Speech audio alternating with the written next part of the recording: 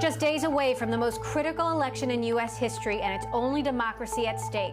From electronic voting machines to misinformation and fake news and political advertising on social media, is the tech industry ready for its biggest test yet? I'm Emily Chang, and we'll be focusing on these issues all week on Bloomberg Technology in a special electioneering series. Tune in 5 p.m. Eastern, 2 p.m. Pacific, only on Bloomberg Television.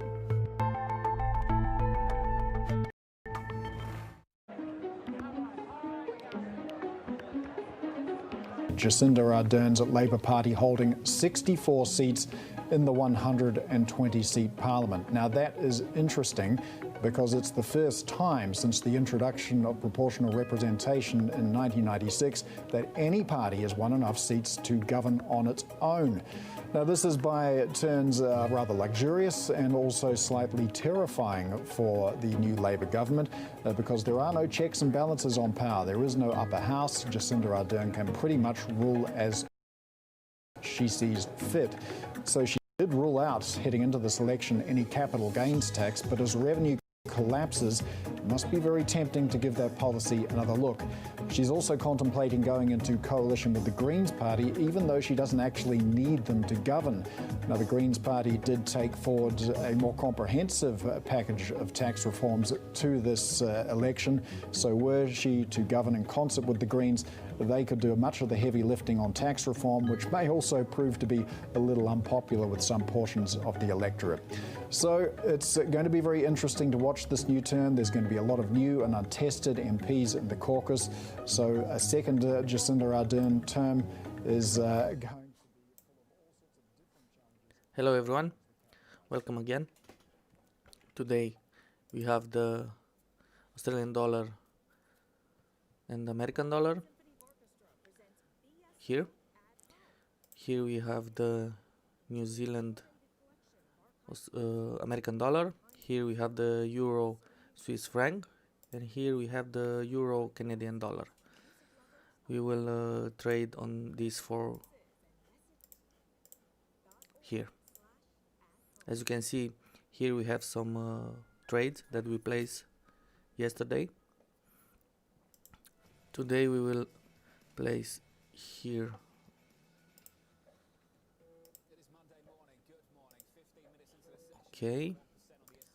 on the euro again,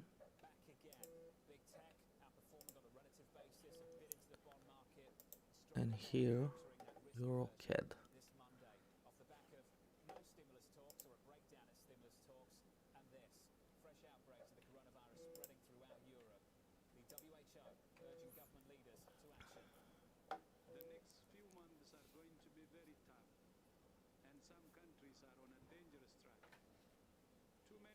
Okay. Seeing an exponential increase in cases, and that's now leading to hospitals and ICU running close or above capacity, and we're still only in October.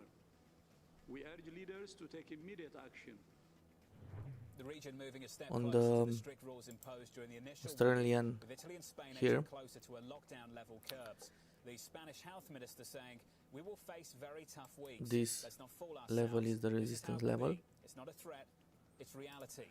ECB President Christine Lagarde likely discussing On the New Zealand in here, Frankfurt on Thursday as clouds the gather same. over the euro areas ahead of the central bank's rate decision. Bloomberg's Guy Johnson And joins the us euro from London. Guy, great to catch up with you. today The story was euro is just not looking good right now, is it?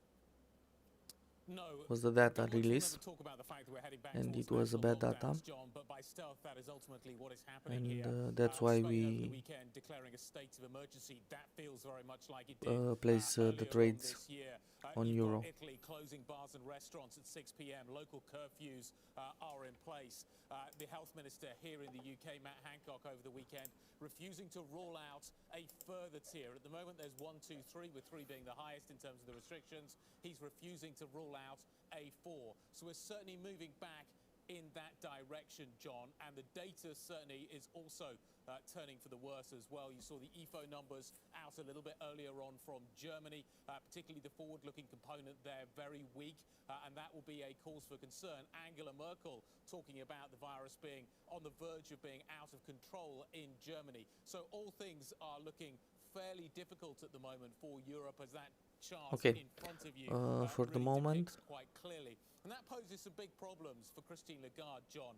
The We will consensus at the moment is that she let waits these until trades. December until we get the staff projections before there is any further addition to the easing that has already been delivered. But the expectation is And, growing, obviously, that we could see more in terms of the PEP as program, the stream PEP continues, program, and that we could see further will buying.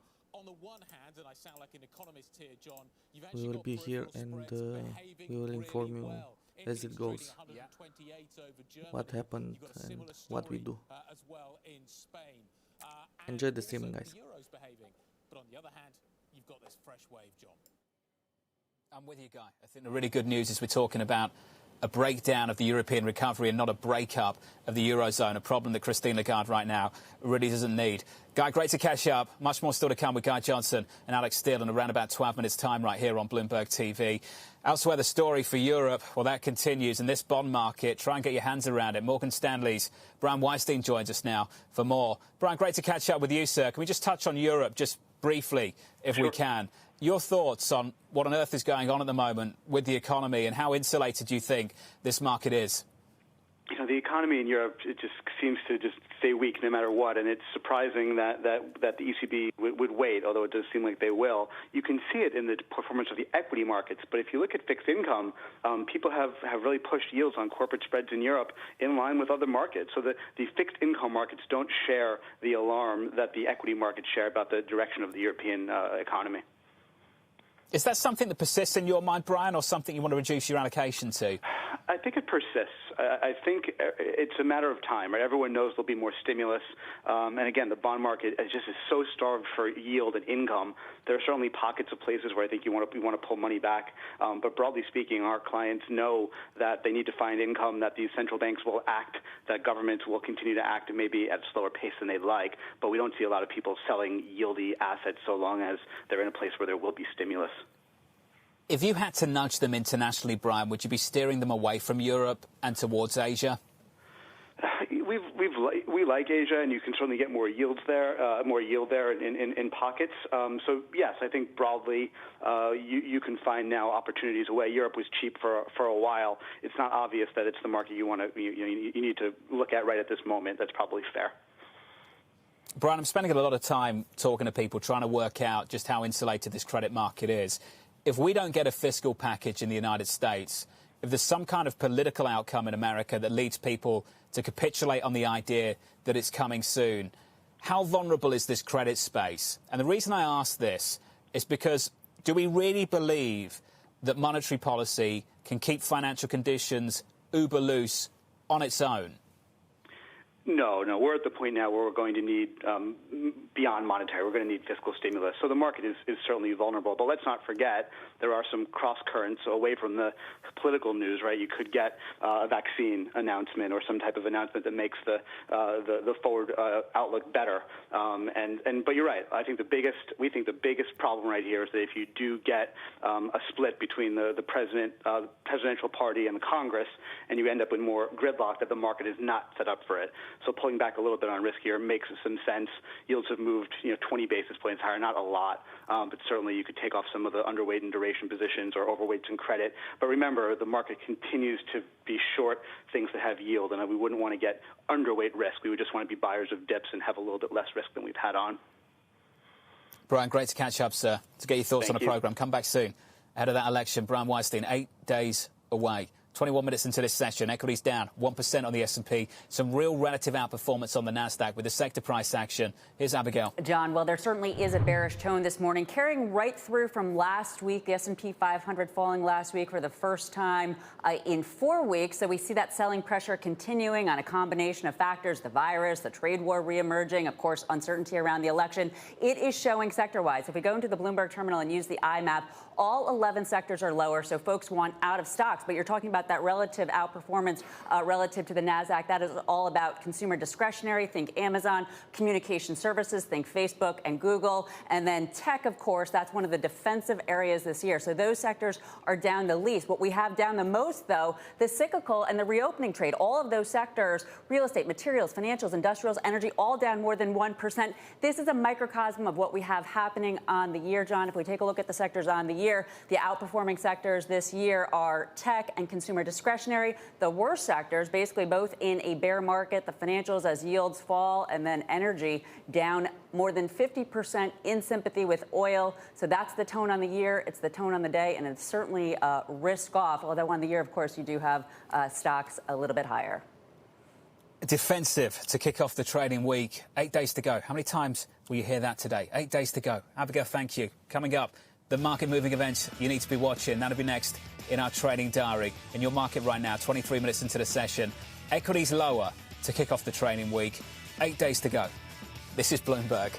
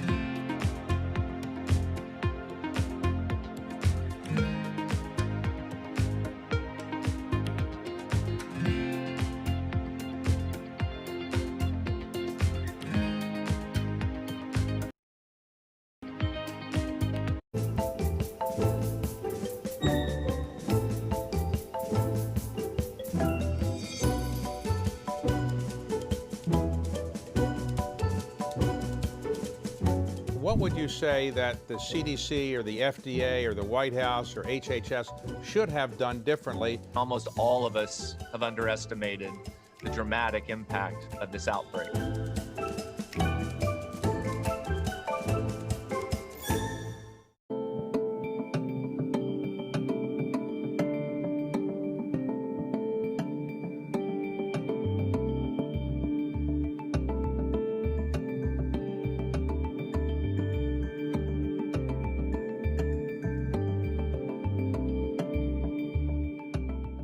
Biggest initiative yet is coming up. On October 29th, we'll start a $20 billion Rural Digital Opportunity Fund auction, essentially targeting that money to unserved parts of the country where there is no broadband at the FCC's definition of 25 megabits per second.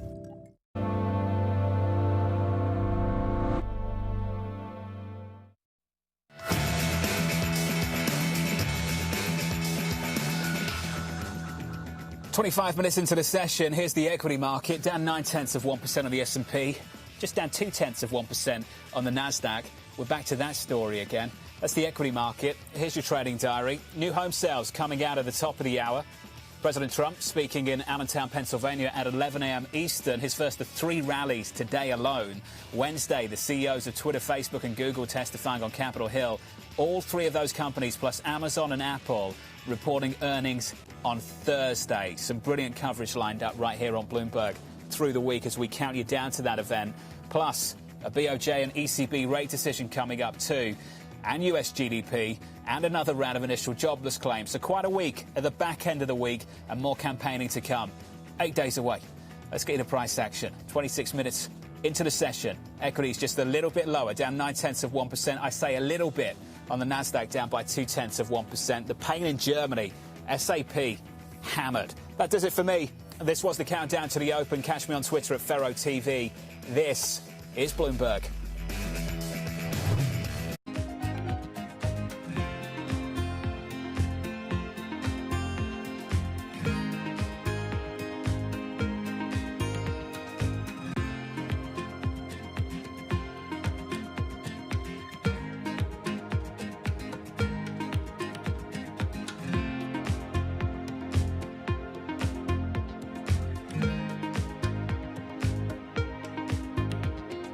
Thank you.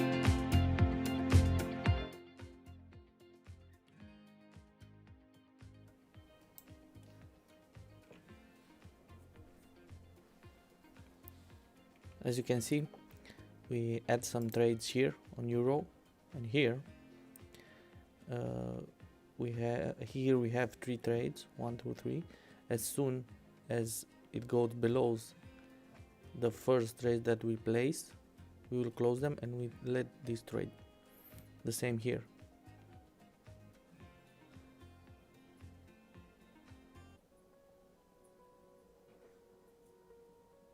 Okay, now the euro here is going down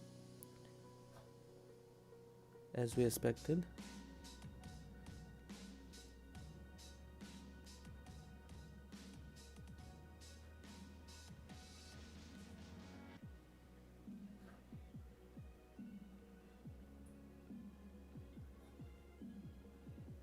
As soon as it will go below this level, we will close this trade.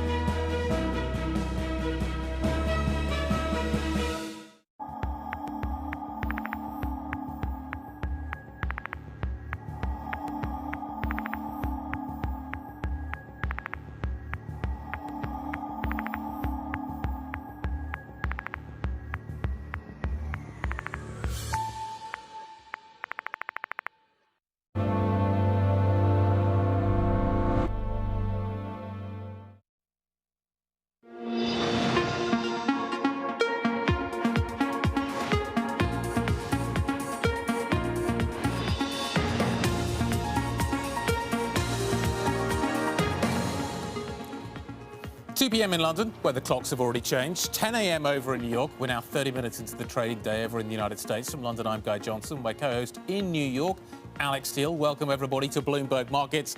Alex, tough start to a Monday morning. Yeah, and you got an extra hour of sleep, though, right? So it actually helps you?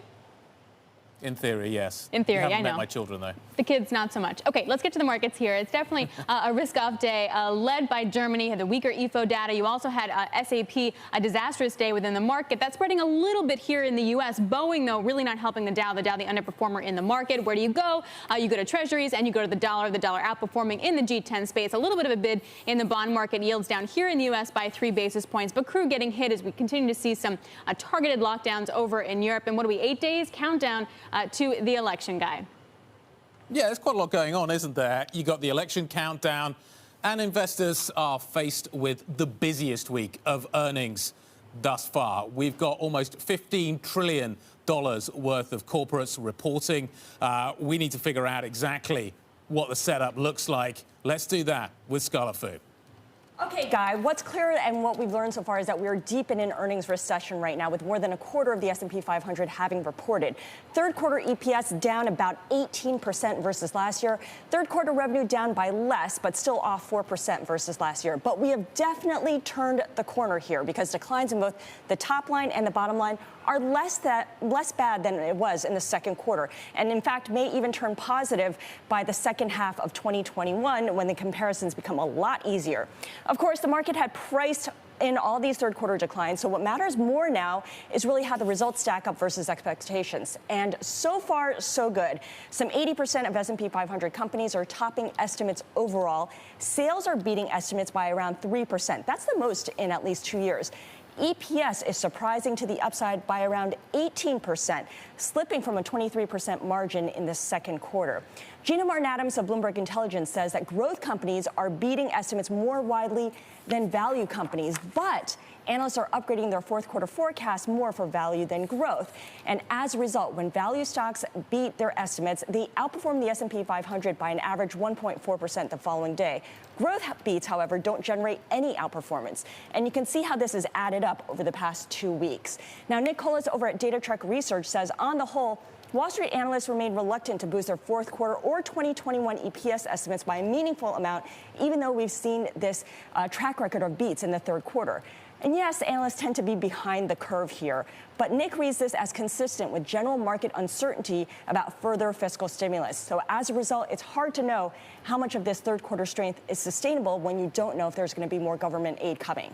Alex? All right, great breakdown. Bloomberg Scarlet Fu, thank you very much. Let's get the breakdown even further with Lee Drogan, Estimize founder and CEO. Lee, market's pricing in a pretty solid expectation of a rebound in this first half of 2021. Is it overdone? What's your takeaway so far? Well, so here's an interesting aspect from, our specific data set and the specific systematic quantitative model that the hedge funds leverage from us, the post-earnings drift model. In the first 6 months of the year, that model didn't work at all. In fact, it saw negative alpha, negative residual returns. It had a pretty sizable drawdown. In the last 4 months, that model has made back all of that negative drawdown and some, and we're seeing it continue into this quarter. Now, what this means is that in that first 6 months, beats and misses just didn't matter to the market at all. In the last 4 months, it's mattering a lot, and we think that's because when a company, especially these growth names, and now it's starting to filter into the value names, when they surprise to the upside here, analysts are taking that as a cue of future performance and future fundamental strength, instead of in the first 6 months where they just wrote it off, threw it in the garbage and said, this doesn't matter at all. Things are way too up in the air to extrapolate off of these numbers. Lee, one of the things that's happened over the last few months is the companies have withdrawn guidance. To your point, is that what is creating this new environment? And as long as companies continue not to post guidance, will it continue? Yes, that's part of it, right? Because, and again, this goes back to what Scarlett was talking about in terms of the reaction to the growth names. Growth names normally see more pre-earnings announcement drift in the direction of the revisions going into the report, whereas the value names don't as much, especially these growth names. The guidance is just completely gone now. And so that pre-earnings drift has largely disappeared and been replaced by the post-earnings drift, where there's a surprise to the upside or the downside. And we just saw it today in SAP, right? And just, you get all of the, you get all the reaction kind of in that post-earnings period. That's really interesting. So where does that leave like the small caps in value then, Lee? I mean, look, you guys know that I'm a little bit of a broken record here over the last couple of years in terms of that trade, and we just don't see anything in the Estimized data set in those out quarters. And again, Nick Colas from Data Trek, a good friend of mine, pointed it out that, for the growth names, we continue to see really good upward revisions, 2, 3, 4 quarters out here, which leads us to believe that this trade fundamentally isn't really going to change. There are some spots in the value trade, in terms of industrials that got really, really beaten down and are now, the benefit of this big housing boom, consumers basically just buying anything and everything for their homes. But honestly, some of that is really already played out. You just saw what happened with Whirlpool. There's going to be some other names this quarter. You might want to throw some of these consumer discretionary names in the value bucket, technically, like Williams-Sonoma. But, they've surged a lot already as well. So okay, we will close some trades here at Euro Canadian dollar. Still, I'd rather own these enterprise tech names. I'd rather own the Let's social see. media names relative to the classic value trade. Big week for those kind of names. Lee, thank you very much indeed, as ever. Lee Drogan, founder and CEO of Estimize. Thank you very much. Coming up, 8 days until the US election. elections. We're going to speak to someone who has spent nearly 4 decades on Wall Street on what the outcome could mean for investors. Peter Krause, Aperture Investors Chairman and CEO, is going to be joining us shortly. This is Bloomberg.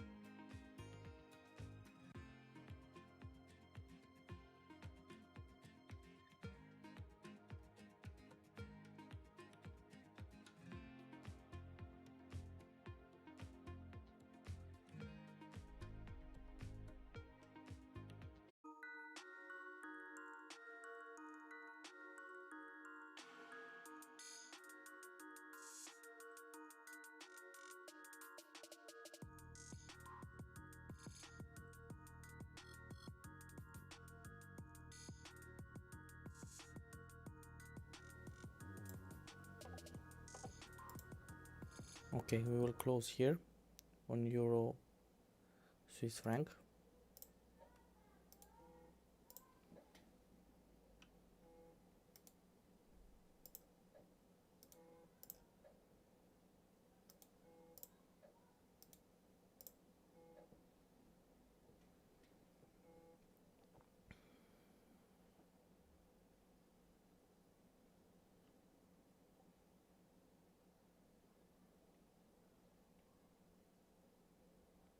Let's see here. Way.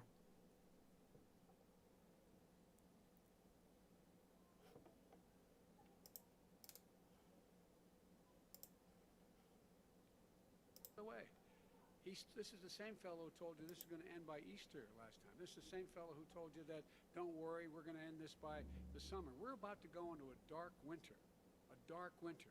And he has no clear plan, and there's no prospect that there's going to be a vaccine available for the majority of the American people before the middle of next year. The point is this, folks.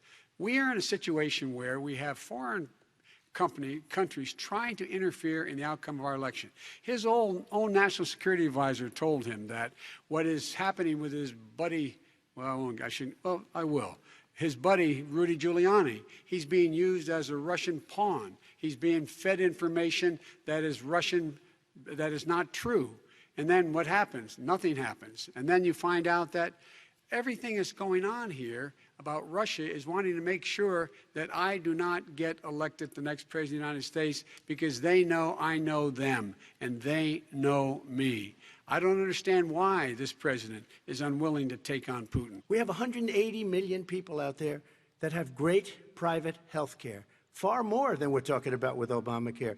Joe Biden is going to terminate all of those policies. These are people that love their health care, people that have been successful, middle-income people, been successful. They have 180 million plans, 180 million people, families, under what he wants to do, which will basically be socialized medicine. He won't even have a choice. They want to terminate 180 million plans. Your health care plan calls for building on Obamacare. So my question is, what is your plan if the law is ruled unconstitutional by the Supreme Court? You have 2 minutes uninterrupted. What I'm going to do is pass Obamacare with a public option.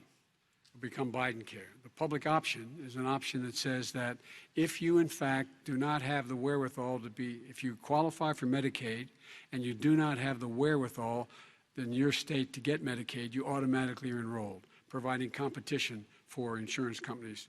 That's what's going to happen. As far as my relationships with all people, I think I have great relationships with all people.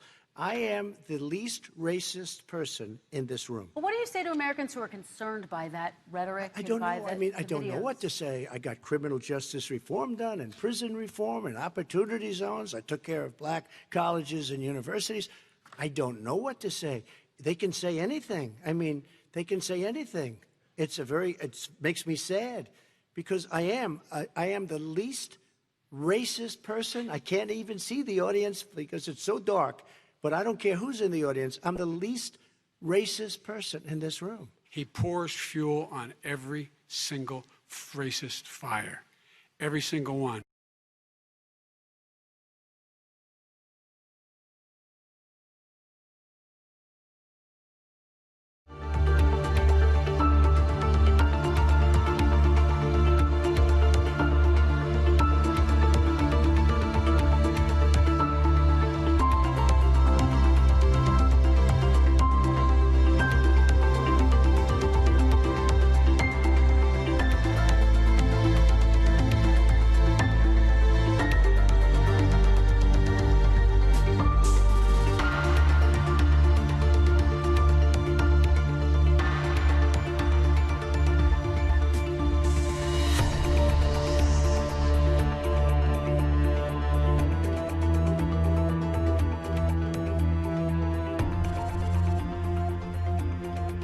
We can't close up our nation, or you're not going to have a nation.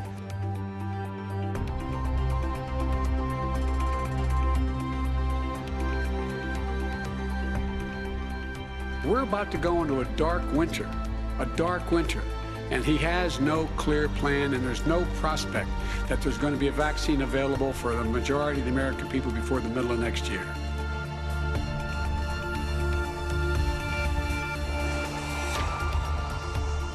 We've been talking about what we think. Much more important, what do your undecided voters think? They were shocked in the first 30 minutes that Donald Trump was very different than anything that they were expecting. He was calm, he was measured, he wasn't insulting, and they were impressed. But as the debate went on, clearly Trump got agitated, he got frustrated, and he started to revert back to the Trump that they were expecting. In Joe Biden's case, they wanted more details, they wanted more answers, and they felt that Joe Biden was very good at prosecuting Donald Trump, but not good enough at explaining exactly what he's going to do. So the net of all this is essentially a tie.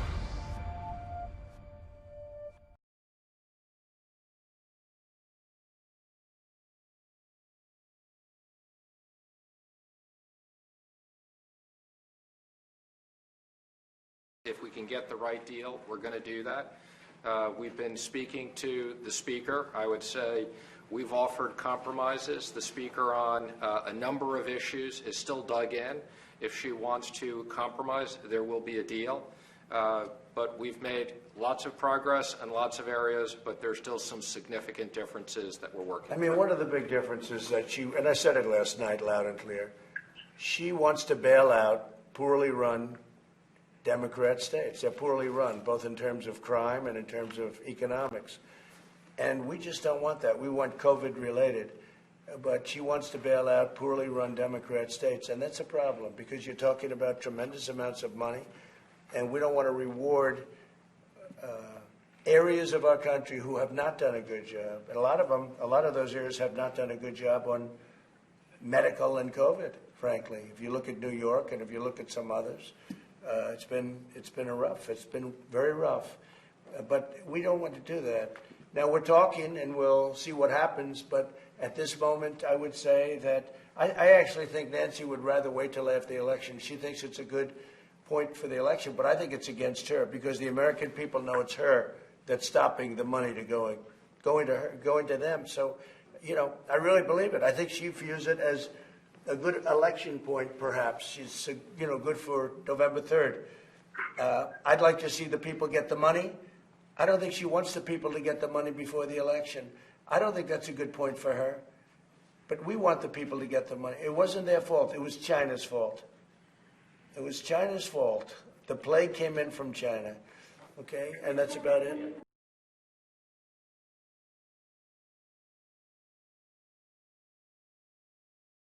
A week and a day away from an election in America. Joe Biden heading to Georgia tomorrow in a bid to flip a state that hasn't voted for a Democrat since 1992.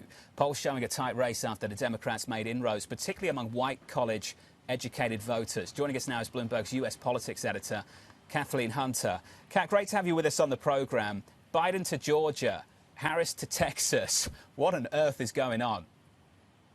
Well, I think it's a sign of the, dynamics that we're seeing 8 days out from the election. We're not seeing Biden and Harris. Obviously they've been to states like Pennsylvania and Ohio and those states that are seen as the big battlegrounds, but they're really playing offense right now.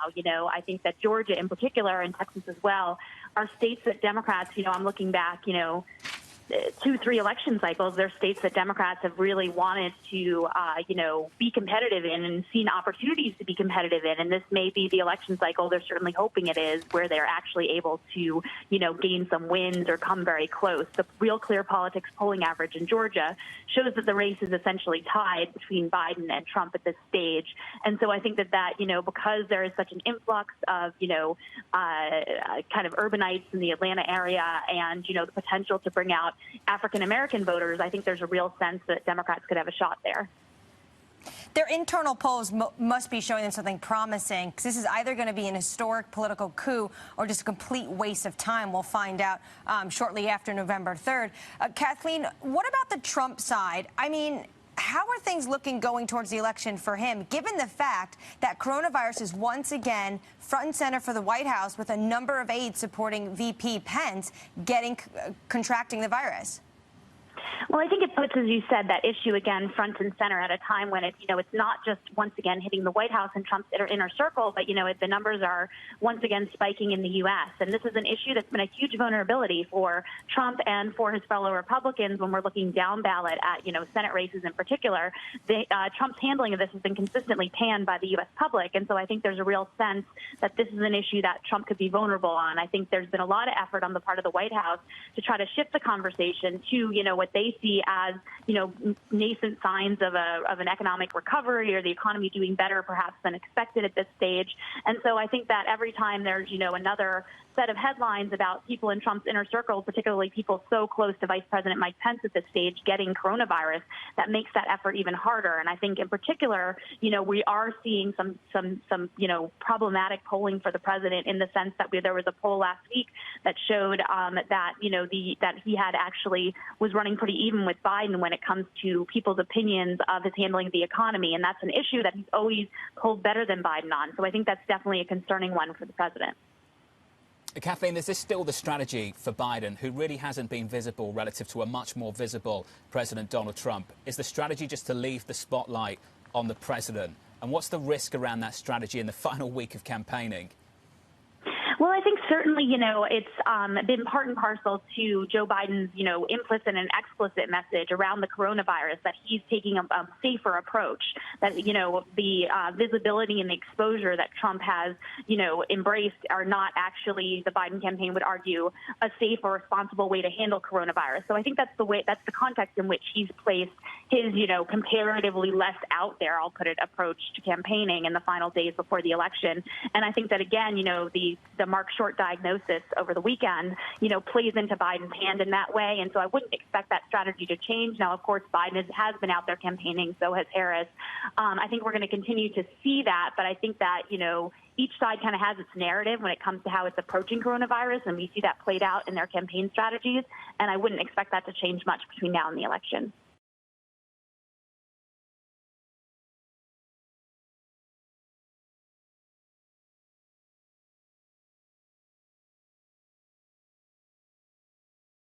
What should we watch for? It sounds like Xi Jinping has a pretty full plate.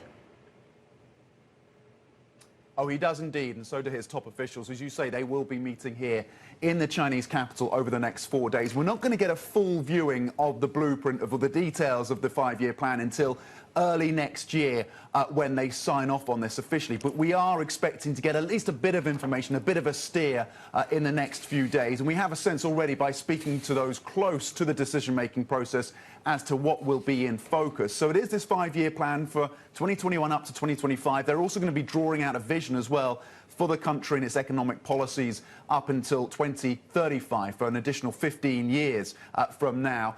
And in terms of where the focus will be, you touched on a few of them. Dual circulation. This is a policy position that Xi Jinping has been trying to flesh out, and his officials, over the last few months. And the focus really is on how they're going to shift production in China towards the domestic consumer. They really want to bolster domestic consumption. We should expect that that's going to change the way things are produced here and the direction of production. They're also going to keep on track, we've heard from multiple officials in terms of opening up markets here, whether it's the financial markets or services. So there's going to be a focus on additional steps there and what that means in terms of concrete policy changes that might increase and encourage further foreign investment. We're going to be looking out as well to see whether they set a growth target. In the last 5-year plan, they set themselves a growth target of 6.5%. You'll remember that this year, they didn't set themselves a target because of the impact of the pandemic. Morgan Stanley says they should need about 4.5% growth to meet their target, their longer-term goal of being a high-income nation. They say that a target of around 5%, Morgan Stanley, would be something that would be sufficient and a reasonable kind of growth target. So that's something else we're looking for. The 2035 blueprint, I touched on that as well. That's more of a political vision, but it'll give some direction. And then, of course, tech innovation. What are they going to be doing to ensure that they take a lead, and they've said they want to do this, in areas like artificial intelligence, quantum computing, robotics. Any details on that, of course, will be crucial for investors, and the carbon goals as well. They want to be carbon neutral by 2060. What does that mean in terms of investments and now how they fund government support to areas like solar and wind over the next 5 years?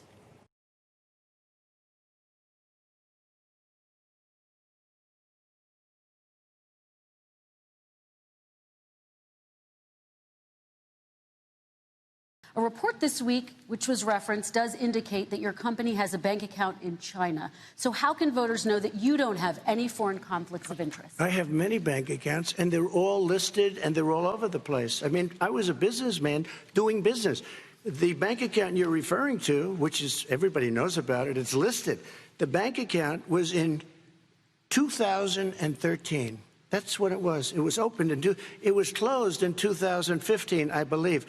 And then I decided, because I was thinking about doing a deal in China like millions of other people. I was thinking about it, and I decided I'm not going to do it. Didn't like it. I decided not to do it. Had an account open, and I closed it. Okay. Excuse me. And then, unlike him, where he's vice president and he does business, I then decided to run for president after that. That was before. So I closed it before I even ran for president, let alone became president. Big difference. He is the vice president of the United States, and his son, his brother, and his other brother are getting rich. They're like a vacuum cleaner. They're sucking up money every Trump, place thank he you. goes. We do need to move on.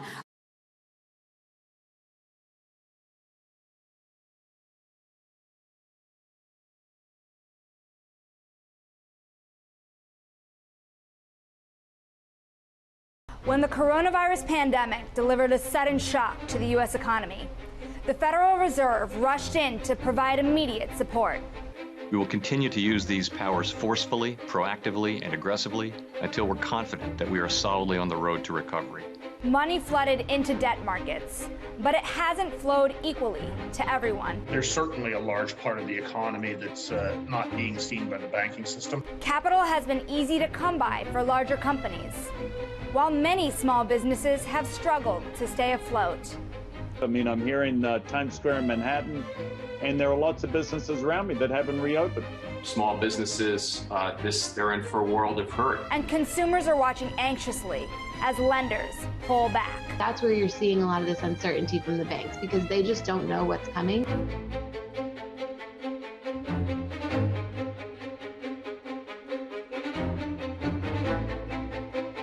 Welcome to 2020, year of crisis, the credit disconnect. I'm Shonali Bassick.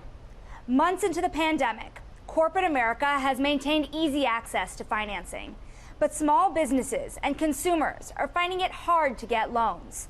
There are signs that it may only get harder. It's become clear that extraordinary actions taken by the Federal Reserve and central banks around the world are not reaching large portions of the economy. Why is this happening? And how will this disconnect shape the broader economic recovery? I spoke with leaders of three of the world's biggest credit businesses: Blackstone's Dwight Scott, Jim Zelter of Apollo, and Guggenheim's Scott Minerd.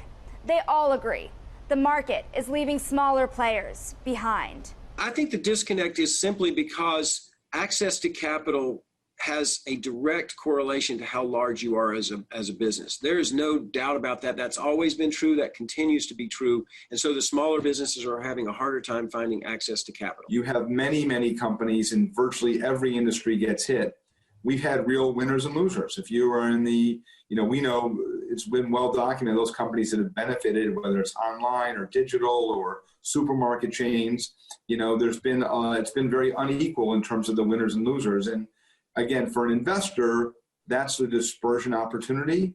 But when you really take the economic lens, it means it's an unequal and to some degree an unfair recovery. There's certainly a large part of the economy that's not being seen by the banking system. And that has been an issue for Chairman Powell and other members at the Federal Reserve because, getting money or capital into inner city communities, minority business, is nowhere similar to the levels that get to other sectors of the economy. The statistics tell a grim story. The number of small businesses in the U.S. has declined by almost 25%. The New York Fed said in August that money from government programs is simply not reaching the hardest hit areas, as Black-owned businesses were almost twice as likely to shutter. Women-owned businesses were also disproportionately hit. In fact, the government has made a lot of money available, but it hasn't always gone to where it's most needed.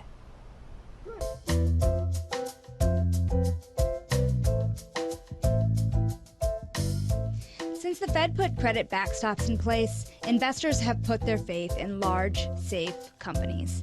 Firms issued a record $1.6 trillion of investment-grade debt through mid-October. Even high-yield companies and leveraged loans, which are riskier, have raised more than $600 billion. Meanwhile, the government's Paycheck Protection Program made more than $660 billion of forgivable loans available to help smaller companies. But by August, the National Federation of Independent Business found that most borrowers had used up their PPP loans, and about half of them would likely need more aid. 1 in 5 business owners told the group that they would have to shut if economic conditions didn't improve. As for the Fed's efforts to support Main Street, through September, the central bank had dispersed just $2.6 billion in loans to small and medium-sized businesses. Loan officers at the large banks identified several roadblocks to the Fed. Potential borrowers were already too indebted. Many were in poor financial condition before the COVID-19 crisis. And many were too severely impacted by the crisis to remain viable. Even more troubling for businesses in urgent need of credit, banks are tightening conditions on loans to smaller firms at a pace not seen since the financial crisis.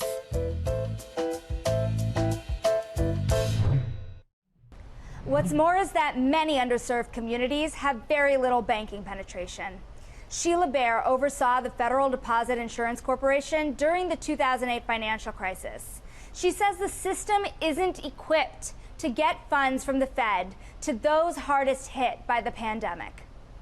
The Fed's tools are really brutally efficient when it comes to pumping money into financial markets and capital markets in particular. We're seeing those markets have been doing very well, but small businesses and households have to go to banks to borrow. And so banks have to be their transmission mechanism. And on that score, we're not doing so well. And we saw this trend during the great financial crisis, too, that there was a pullback, contraction in credit, especially for small businesses. You're seeing a bigger chasm between access to credit for those who can access public debt and equity markets and those that have to rely on bank credit are getting more and more distressed. U.S. companies filed for bankruptcy at the fastest pace on record in the third quarter of 2020. Smaller companies tended to go bust even more rapidly. Since small businesses accounted for 2/3 of the new job creation in the U.S. over the past 15 years, this trend threatens to stop the economic recovery in its tracks. Houlihan Lokey is one of the largest restructuring advisors in the world, and their bankers see trouble spanning all the way out into 2022. Look, this is a global phenomenon that we're looking at because all countries are going through some variant of this. Obviously, certain countries have done better with the virus than others, but I can tell you in the March, April, and May timeframe, we were substantially busier on the restructuring side than we were during the global financial crisis. Not even close. How do you describe how unequal it will be as things start to come back? Well, certainly the larger companies have more options with respect to liquidity and capital market alternatives. And the smaller companies are struggling more.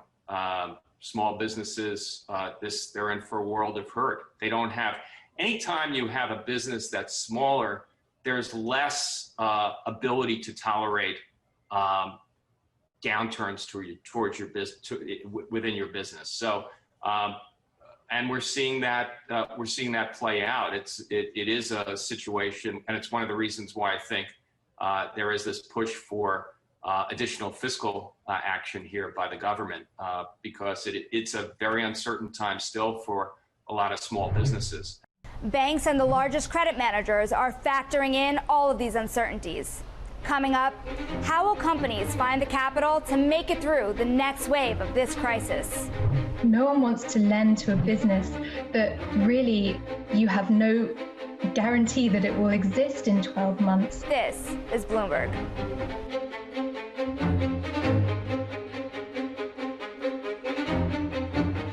Just give you a sense of the real-time action. The 10-year yield tumbling now 11 basis points, so continuing in this knee-jerk risk-off feel.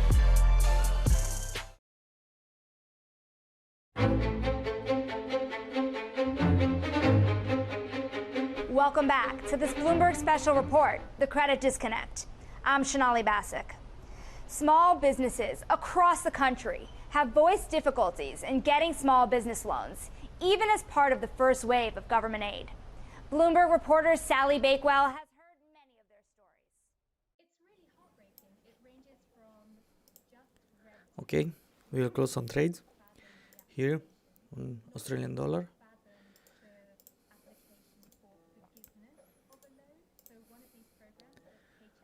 Okay, here.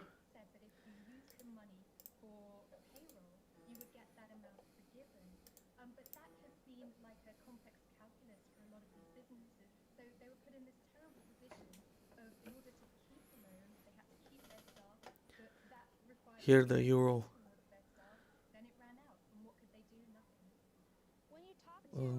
Here we added another trade. Here it's okay. I think a lot of them were concerned about the risk because, and that is an absolutely fair concern to have. No one wants to lend to a business that really, even if the euro doesn't go down today, it will go down tomorrow because the economy in the euro zone is very bad. Goldman is more constructive about the economy, saying companies are becoming more confident. But there are many big investors who foresee a slower recovery. It really is directly dependent on when a vaccine comes into the system and what impact that has to reopening the economy. So it's hard to make those estimates today as we sit here. We are optimistic about the timing of a vaccine and the impact of a vaccine, yet we're concerned that we can't time that exactly correctly. So we would say 2021, 22, probably into 22 before you see a full recovery back to where you were in 2019 or earlier this year. Many companies were in a rush for liquidity, and they added a lot of debt on to make sure they got through the troubled period. But when they turn around in 21 and 22, they'll find themselves having just way too much debt for considering the revenue and earnings of that company's capability. So I suspect you would see higher defaults, probably not in 20, but as we're getting into the second, third, and fourth quarter of 21, I would suspect you would see some of those. The companies that won't make it are the companies that really were in secular decline. And that secular decline may be accelerated by the rapid adoption of technology during this pandemic. There are a lot of companies, obviously, which have been benefited incredibly in the technology sector and related sectors by what's happened over the last 7, 8 months. But there are other companies that obviously will be negatively impacted And so if you have a company that basically is a good, viable business, but the business has been disrupted by the pandemic, that business should survive. It may have to go through a liability management exercise. It may need to go through a restructuring. It may even need to go through a bankruptcy. But those are good, viable businesses. The issue is really, is this a business that is in secular decline, which is accelerated by the pandemic? Some investors believe that no amount of stimulus money will be enough to last into 2022. And at the same time, the Fed's Main Street lending program had very little uptake.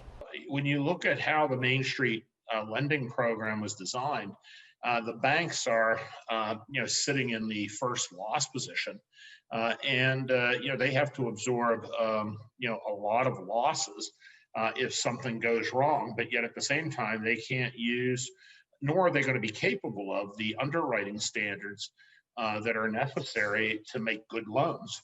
So I can understand why, the banks aren't having a lot of success with this program because they're guarding their capital.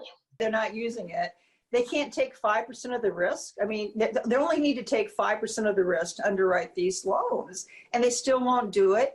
And it's amazing to me because, they're still paying dividends. They're bragging about how well capitalized they are. Jamie Dimon, for heaven's sakes, was saying maybe they could, this is a couple months ago, he said maybe they could start buybacks in the fourth quarter. So they got all this capital, but they can't take 5% of the risk on a Main Street loan. So I don't get that. I really don't understand it. Many banks shed their riskiest clients after 2008. Even so, this year, the largest U.S. banks have collectively put aside almost $60 billion in provisions for bad loans, the most since the financial crisis. Loan officers have said they're ready to tighten consumer lending. That's as the unemployment rate remains high, and large corporations across industries, including Disney, Chevron, and United Airlines, have announced plans to cut thousands more jobs. Bloomberg reporter Jenny Serrain has broken a lot of the news regarding credit pullbacks, and she says bankers are concerned about a bigger climb in white-collar unemployment. Historically, as unemployment has risen, charge-offs have kind of moved in lockstep with that. We haven't quite seen that in this instance. And so I think that's where you're seeing a lot of this uncertainty from the banks, because they just don't know what's coming. They're seeing all of their historical relationships and trends completely break down.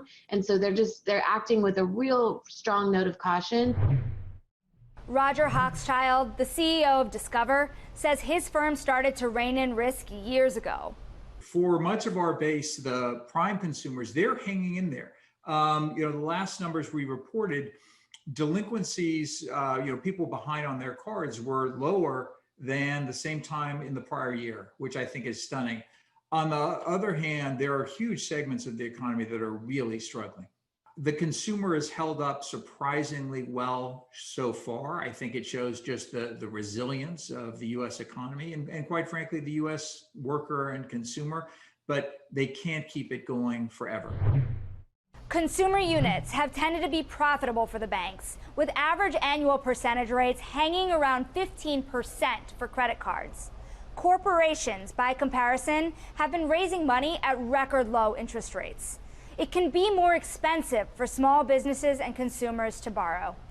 In the heat of the pandemic, consumer businesses have faced major declines at the biggest banks this year, while Wall Street businesses hit records. The disparity between Wall Street businesses and their Main Street units have caused many to ask, are the banks doing enough for their smaller clients? And is the Fed doing enough to force them? Coming up, why some think the Fed could be using its tools to shape a more equitable recovery. The Federal Reserve has had a blind spot about relying only on monetary policy to stabilize the economy. This is Bloomberg. This is a market that over the past few weeks has made it clear it wants to go higher. It got a little spooked by the idea that geopolitical tensions are rising.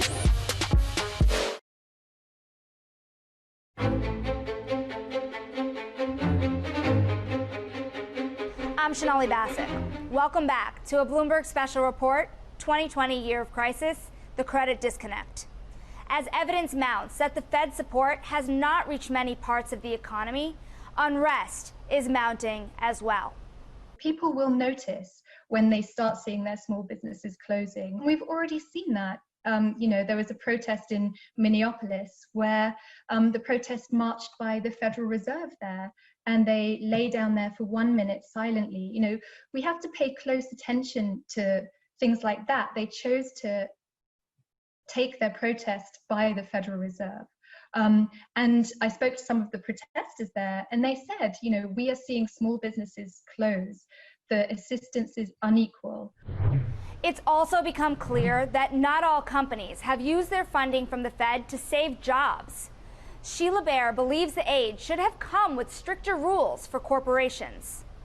By just providing this broad, backstop to the secondary market, there really were no strings attached. So you're seeing a lot of the beneficiaries directly and indirectly of Fed interventions in the corporate debt markets.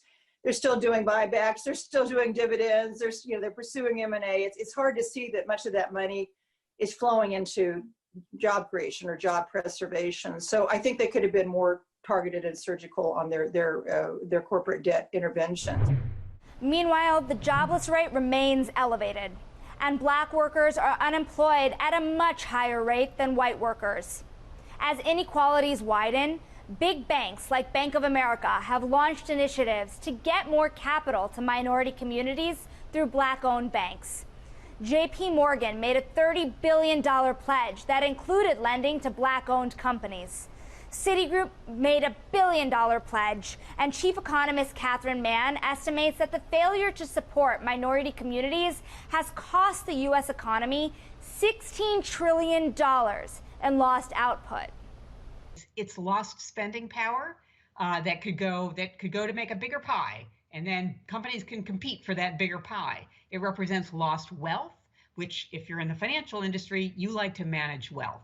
So when we put that number out there, we're talking about lost opportunity and a smaller pie. Each entrepreneur, not only do they do good for themselves through raising income, having a profile of a business, but entrepreneurs have an ecosystem around them that raises the boats of those around them as well. So those who work for entrepreneurs, they are better off. So the spillover benefits of supporting entrepreneurs through the financial sector, including places where they may not have access to credit because you don't know them so well, that this is important ingredient in supporting that entrepreneurial class. The big banks are taking at least some steps to get capital where it's urgently needed. What can the central bank do? Dallas Fed President Robert Kaplan told Bloomberg it's not a simple question to answer. The problem is this: the Fed has a lot of tools and we have more things we can do, but our tools primarily ease financial conditions. They make it easier to borrow money. Our tools are not well suited when you have an income loss. I think the Fed can do more, and I'm sure we will look at all our options, but those aren't substitutes for fiscal policy. Some experts insist the Fed could do more to encourage or force banks to lend. Former Fed economist Claudia Sahm is one of them. She thinks the Community Reinvestment Act could be deployed to spread capital across the economy. The Federal Reserve, among other bank regulators in the United States, has the Community Reinvestment Act. They could issue rules that incentivize banks even more to do lending in low-income communities to minority-owned businesses. The Federal Reserve has had a blind spot about relying only on monetary policy to stabilize the economy. They have those tools right now. The other thing, and I do think this would probably require some light touch from Congress, is to go back in and get the Main Street lending facility and the municipal lending facility working in a way that they get low cost, long-term loans out to the communities and the medium-sized businesses that need it. We should rethink CRA. These big banks just don't have that much interest in, they put a lot of press releases and have some smaller programs, but just requiring as part of their CRA obligations that they actually support some of the CDFIs, the community institutions that lend into these neighborhoods, might be one approach that we can try to use to stem this direction we're going, with further consolidation, further dominance of the very largest banks that typically don't do as good a job as small banks in lending to small businesses and households. The heads of the largest banks are pressing for more stimulus to keep the smallest firms alive. Morgan Stanley Chairman and CEO James Gorman is well aware the economy is not out of the woods. I mean, I'm here in Times Square in Manhattan, and there are lots of businesses around me that haven't reopened. That's where the pain is. That's why we need continued fiscal support from this government and other governments around the world. I go back to, if you've got consumers who are paying their bills, who have some money for consumption, some money for savings, everything starts working. When that unravels, then you've got a whole different level of problems. The pandemic has already exposed a dangerous level of disconnect in the access to credit. And if the situation persists, Scott Minerd warns the damage will spread further. Okay, as you can see, here we close some trades, here again, and here. The euro here, the euro Canadian dollar is testing the resistance level here. That wraps up our special report, The Credit Disconnect. Stay tuned to Bloomberg Television and Radio for ongoing coverage. And visit Bloomberg.com for all the latest business news and analysis 24 hours a day. Stay safe. I'm Sonali Basak. This is Bloomberg.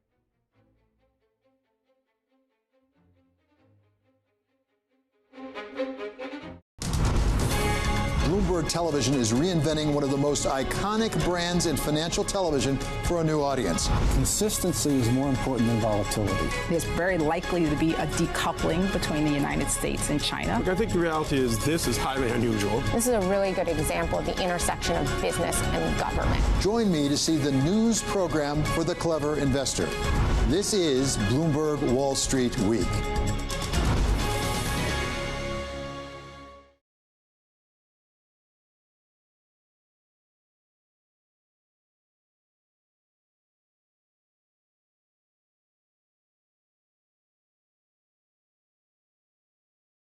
For decades, China's opening up policy propelled its growth, its export-oriented model fueling an unprecedented economic expansion.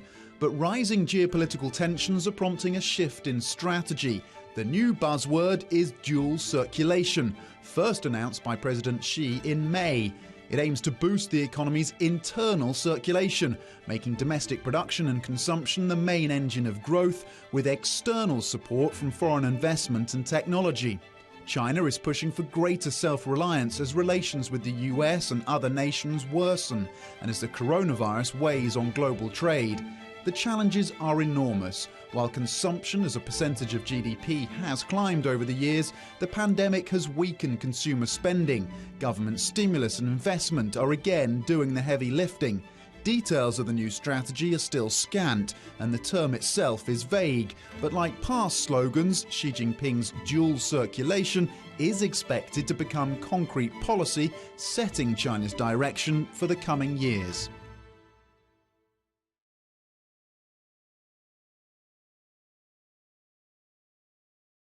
Give us your sense. You could hear a little bit in that little snippet that we had. There was a much more civilized debate than we saw the first time. Clearly, and based upon my reporting, I can tell you that Republicans, especially upper echelon Republicans close to the president, are breathing a collective sigh of relief that he didn't go the full Kid Rock, so to speak, against Joe Biden, especially on the issue relating to Hunter Biden and as it relates to other more controversial topics, to be quite frank with you. But moving forward, this is all about the swing states. On the issue of immigration, Republicans trying to save Arizona, a state that has 11 electoral votes and a state that President Trump defeated Hillary Clinton by 3.5 percentage points in 2016. Now, polls suggest that Democrat Joe Biden is on the cusp of winning Arizona. Meanwhile, Florida, Cuban, Hispanic, American Catholics breaking for President Trump. Is that going to be enough to push Florida in the direction once again for President Trump? On the U.S.-China trade front, as it relates to U.S.-China policy, this was a rare area where back on Capitol Hill, Republicans and Democrats agree that the United States needs to take a tougher approach against China, David, but they disagree on how specifically to do it. Joe Biden says that he would be tougher on China and better the American worker, making a direct play for Michigan and Wisconsin. And speaking of Wisconsin, President Trump says not so fast, that he renegotiated NAFTA, that he was able to get a better trade deal for some of those workers. And then finally, we've been talking about this all day, but energy, energy, energy.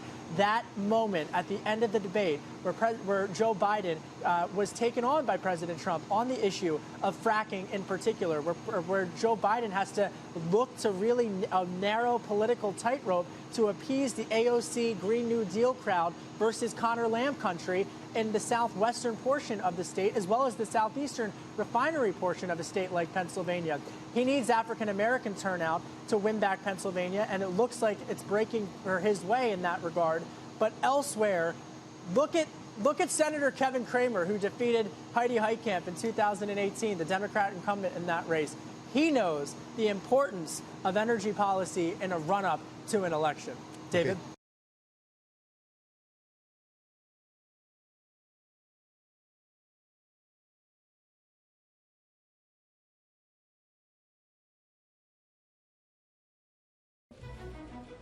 Lee Gun-hee was the visionary behind Samsung Electronics. The transformation from a cheap appliances maker to the world's biggest producer of smartphones, televisions, and memory chips. He began relentlessly pushing the company up the technological ladder after taking to the helm in 1987, following the death of his father. Famously telling employees to change everything except your wife and your children during his drive to challenge rivals such as Sony. By the early 90s, Samsung had surpassed its Japanese and American peers to become the industry leader in memory chips, then began dominating flat panel display and high-end mobile markets soon after. The global electronics powerhouse today is South Korea's corporate crown jewel and a cornerstone of the economy. But the rise to the top had its setbacks and controversies. Lee was mired in political scandal in the late 1990s, after being convicted of paying bribes to the government in 1996, for which he was pardoned a year later. In 2009, he was found guilty of tax evasion and breach of duty for intentionally causing losses at a Samsung subsidiary. Nevertheless, the reins are now set to pass to his only son, J.Y. Lee, who's been the conglomerate's de facto leader since 2014. The younger Lee is grappling with two simultaneous legal disputes with South Korean prosecutors over allegations of bribery and corruption, which he's repeatedly denied. Still, J.Y. Lee is expected to eventually inherit the $300 billion company that continues to be one of the world's leading electronic players.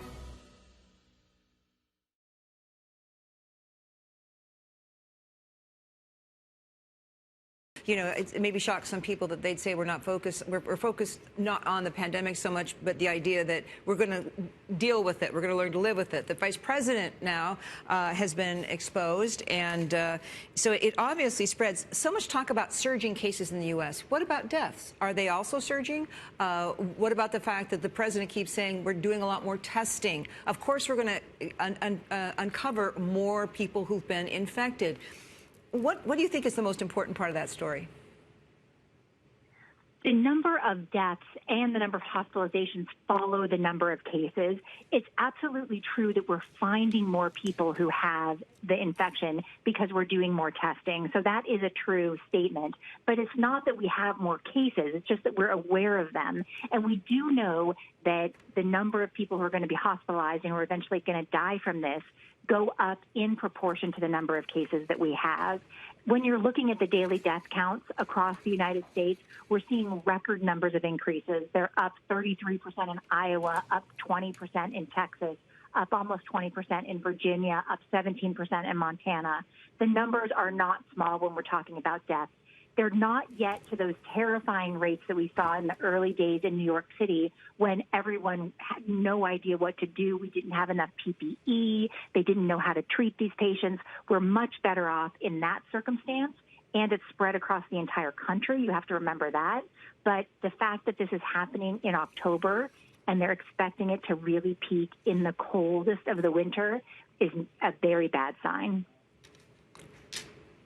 Michelle, the second worst coronavirus-affected country is, of course, India. We've now got a number of high-profile public officials testing positive, including the governor of the RBI. What do we know?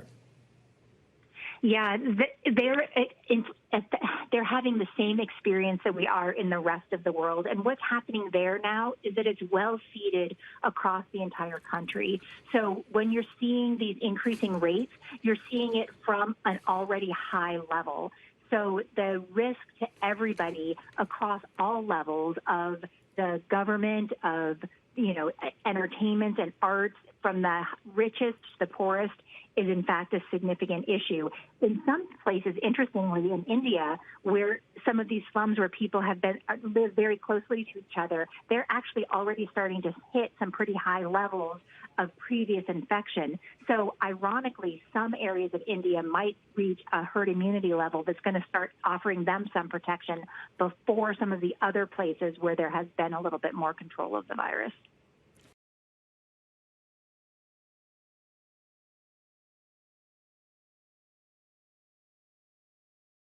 Have we then reached the end of the road for a pre-election deal, do you think?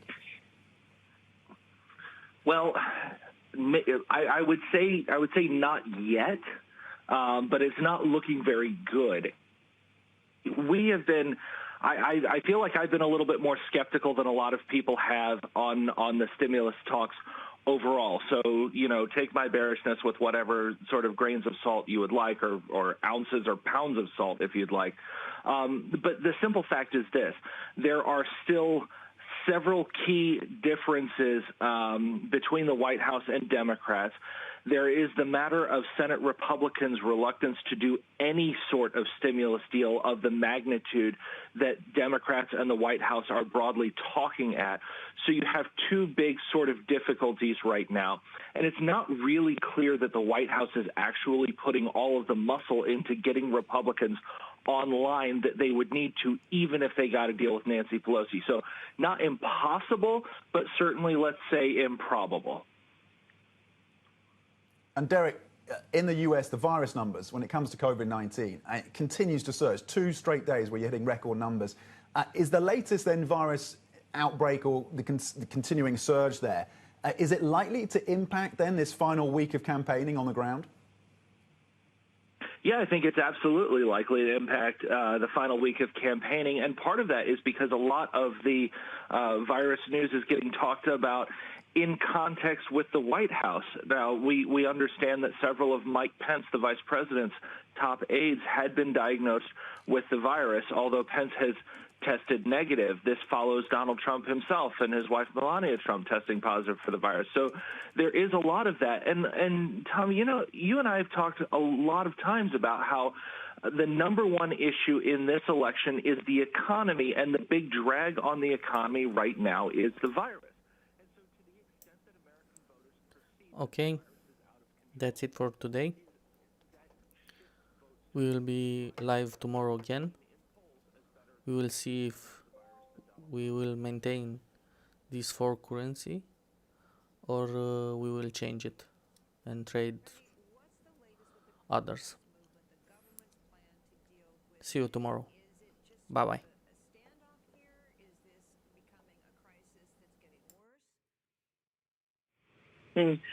Well, the protesters plan to rally to the German embassy in Bangkok today to submit a letter asking the German authorities to look into whether King Maha Vajiralongkorn had exercised his royal power while living in Germany. This is a move essentially aimed at pressuring the king to ask the prime minister to resign. Prime Minister Prayut himself has ignored calls from the protesters demanding his resignation. An opinion poll on Sunday showed that 62% of respondents believe that public disapproval of Prayut was stoking this protest movement. The parliament is also meeting today to try to placate this escalating protest movement, but it appears to do the opposite of that at the moment, because they won't be discussing the stalled process to rewrite the constitution, which is another key demand from the protesters. Well, despite government attempts to shut these protests down, it doesn't seem to be working. How are other protesters reacting? Since this Parliament hasn't really addressed their demands. The protesters are calling for more demonstrations, including a key rally later today. They viewed the lifting of the emergency rules last week as a political play and rejected that move, saying that it shouldn't have been there in the first place. So it appears that none of the government's moves so far are enough to de-escalate this movement. So Bangkok's been seeing these daily gatherings for nearly 2 weeks now. Is there an end in sight anytime soon? We could see prolonged standoffs between the government and the protesters, with the government continuing to arrest more protesters, hoping to quell this momentum. But the protesters themselves have shown that they are politically and digitally savvy, so they will likely be able to keep their movement and their momentum going both online and in the streets. If the government felt that it gets to the point when they need to compromise, they might buy time by agreeing to rewrite the Constitution, a process that would likely take longer than a year. And